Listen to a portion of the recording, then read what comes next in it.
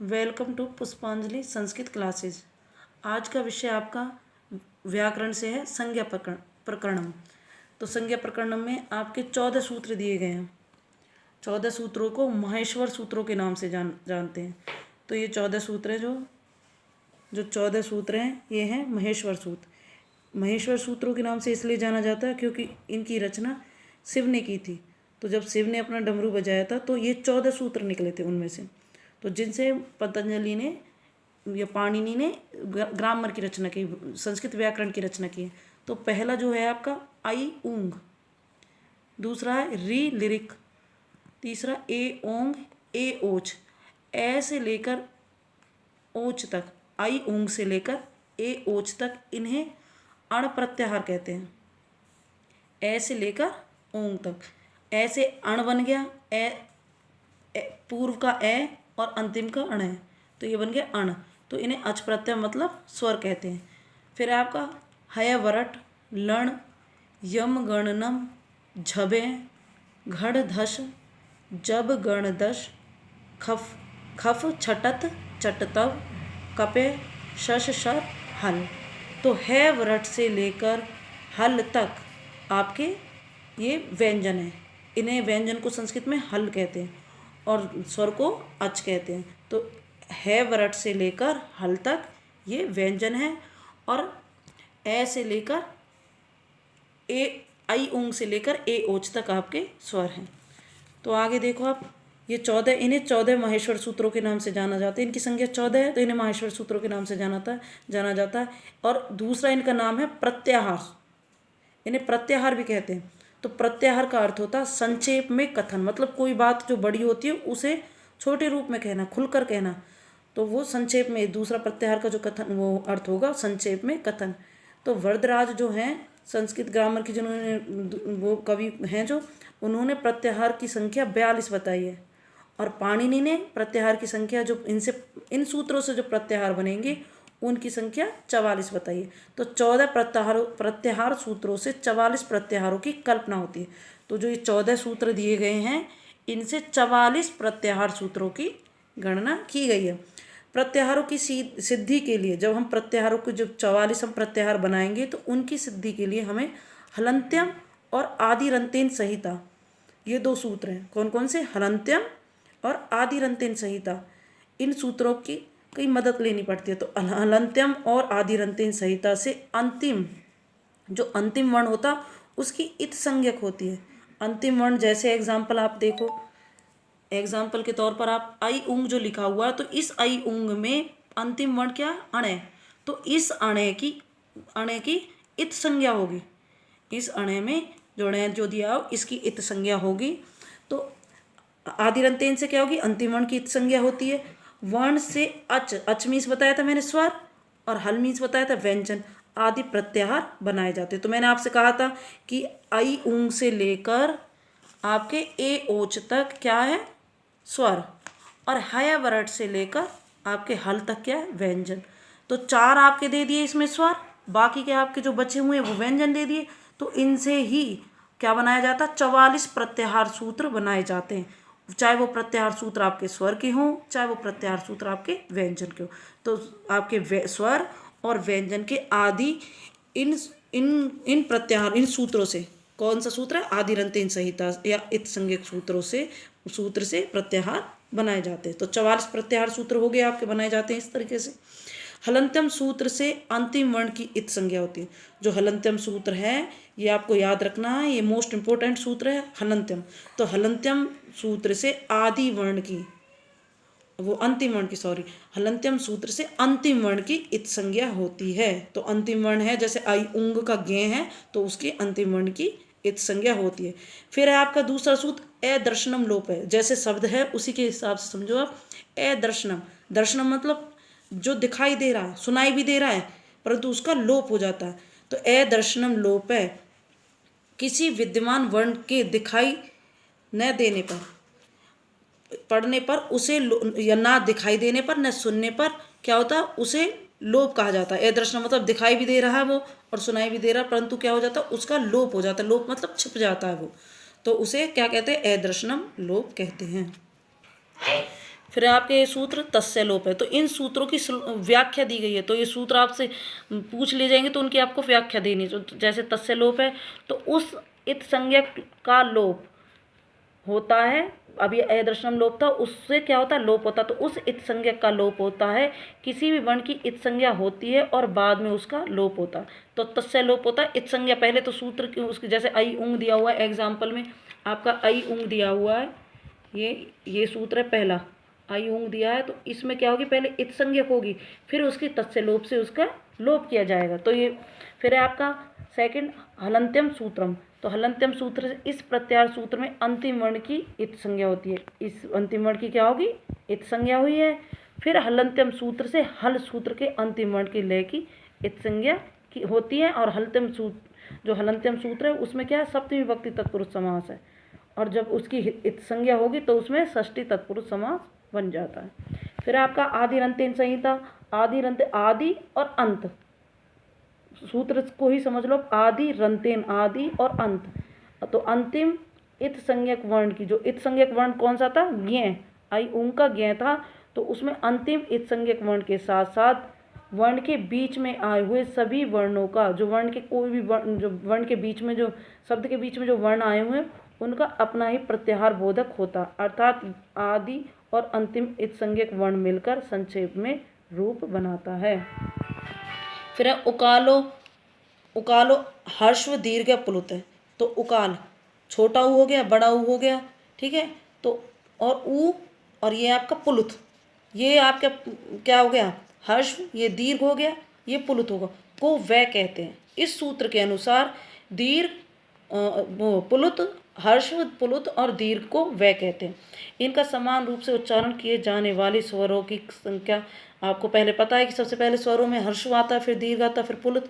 तो ह्रस्व, दीर्घ और पुलुत संज्ञा होती है।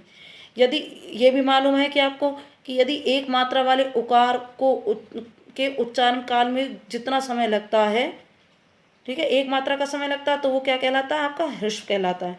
और जिसमें दो मात्रा का समय लगता है वो कहलाता है दीर्घ, और जिसमें तीन मात्रा का समय लगता है वो क्या कहलाता है, पुलुत। तो उकालो, उकालो का अर्थ समझ लेना, इसमें छोटा ऊ, बड़ा ऊ और पुलुत वाला ऊ, ये तीनों हैं, तो इनके ह्रस्व, दीर्घ और पुलुत ये संज्ञा दी गई है। तो अब है उच्चैर उदात है। उच्चै मतलब ऊंचे स्वर में, जिनका ऊपरी भाग से उदात, उच्चैर उदात को उदात भी कहते हैं, ये उदात। तो मुख में, हमारे मुख में जो उच्चारण स्थान है आपके, तालु, कंठ, मूर्धा आदि विभिन्न वर्णों के ऊपरी उच्चारण स्थान है।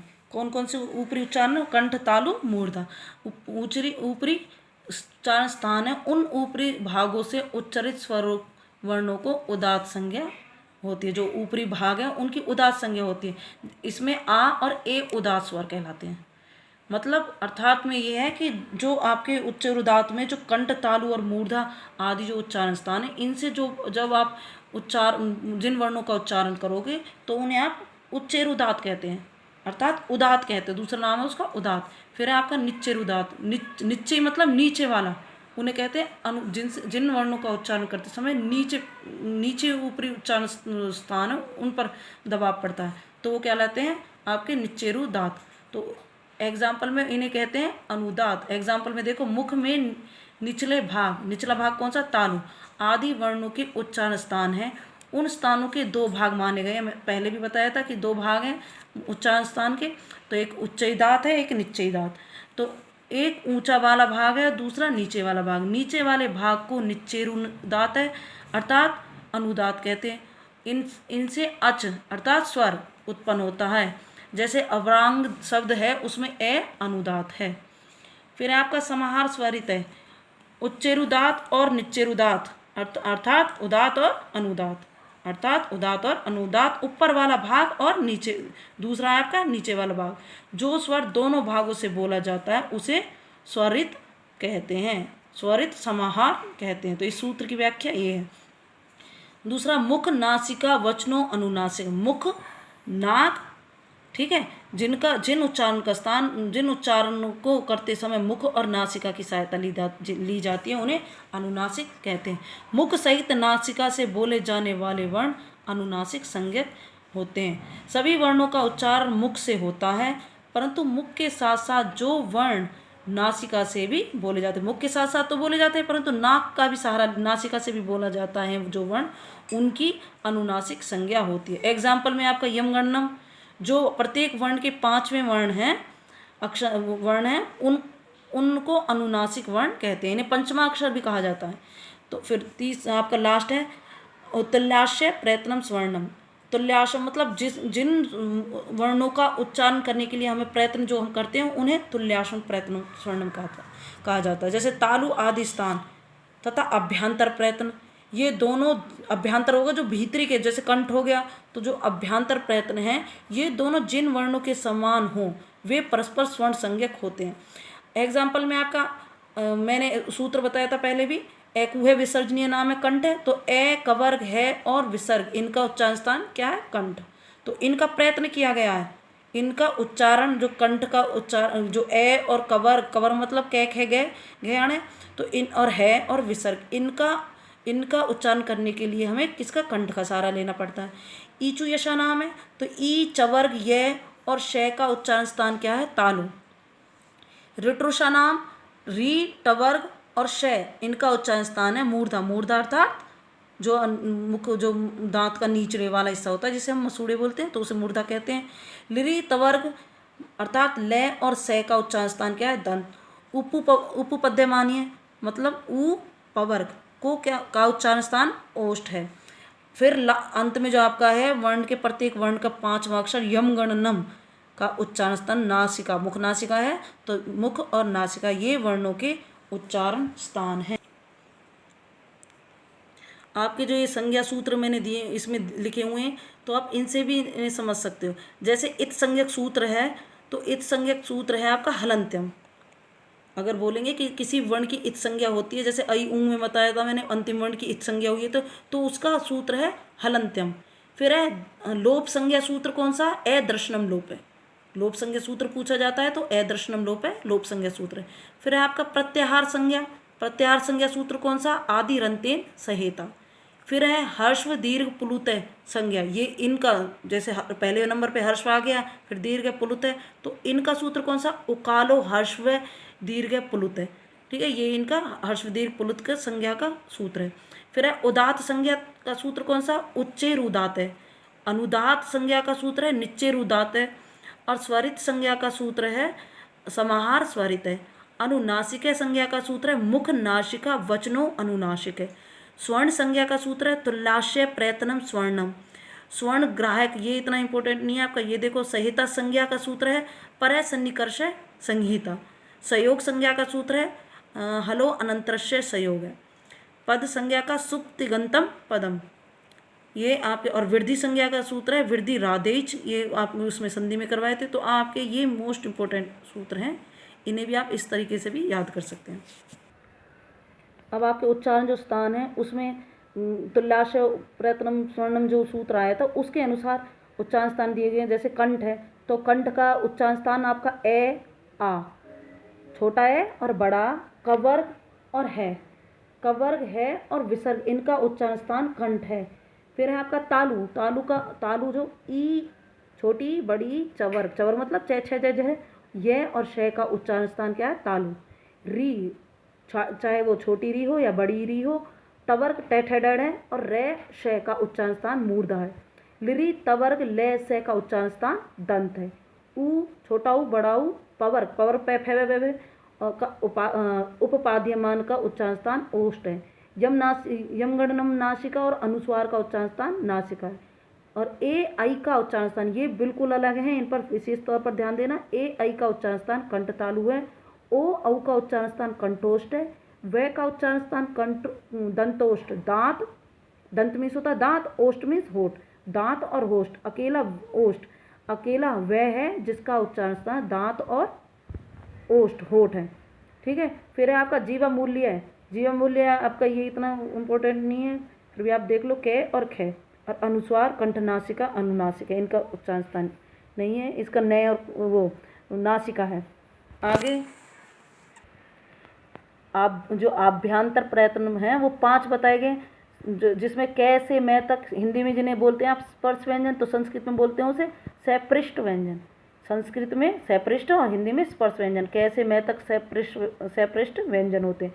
ईसत सपृष्ठ जिन्हें आप यण यण बोलते हैं हिंदी में, या अंतस्थ व्यंजन, और यह व रेल इन्हें बोलते हैं ईसत सपृष्ठ।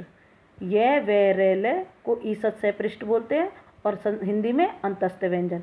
विवृत है ए ई उ री लरी ए ओ आई ओ, ये सारे स्वर हैं, इनमें आ नहीं है, आ को छोड़कर, और बड़ी ई को छोड़कर ये स्वर नहीं है, और बड़ा ऊ इनको छोड़कर इन्हें कहते हैं विवृत, मतलब जिन्हें बोलते समय थोड़ा सा मुख खुलता है। विवृत, वृत मतलब गोल, तो थोड़ा सा मुंह थोड़ा सा खुलता है। ईषद विवृत है जिन्हें हम ऊष्म व्यंजन बोलते हैं। तो ईषद विवृत में आपके तीनों शय में आपका ये शय जो है इसका उच्चारण स्थान तालु है, इसका मूर्धा है, और इस शय का है दंत है, और इसका कंठ।